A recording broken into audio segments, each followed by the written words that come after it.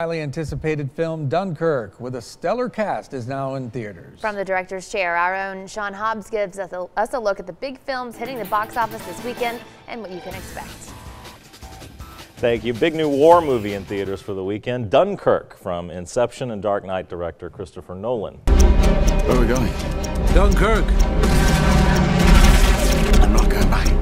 If we go there, we'll die. It tells the true story of the attempts to evacuate 400,000 Allied troops who are pinned in and surrounded on the beaches of Dunkirk, France. From ships being sunk to dogfights in the air to even civilian boats chugging from home to rescue as many of the men as possible. Among its cast are Mark Rylance, Cillian Murphy, Tom Hardy, Kenneth Branagh, and One Direction's Harry Styles, yep.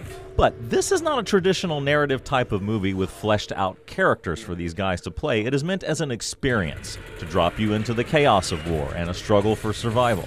And it is a harrowing, intense, immersive experience. Look, critics are falling all over themselves to love on this one, but the movie never quite got me there.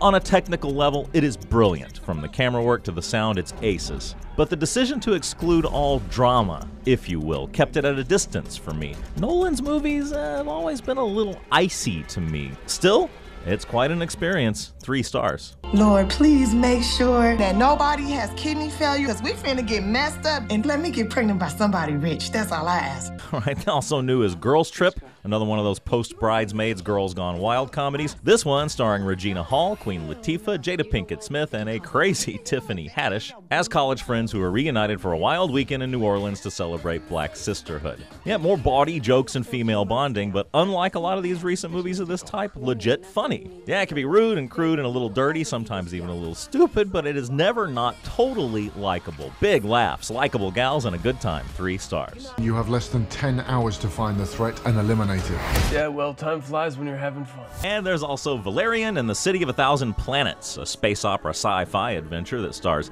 Dane DeHaan and Cara Delevingne as space soldiers in love on an eye-popping galactic mission aboard a huge interspecies space station.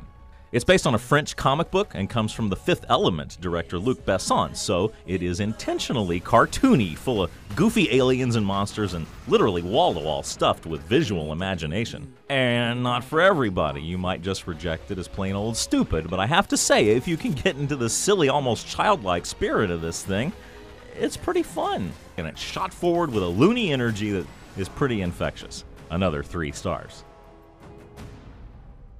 He's feeling generous today. 3 stars for everything. All right, that's going to do it for us at 5. We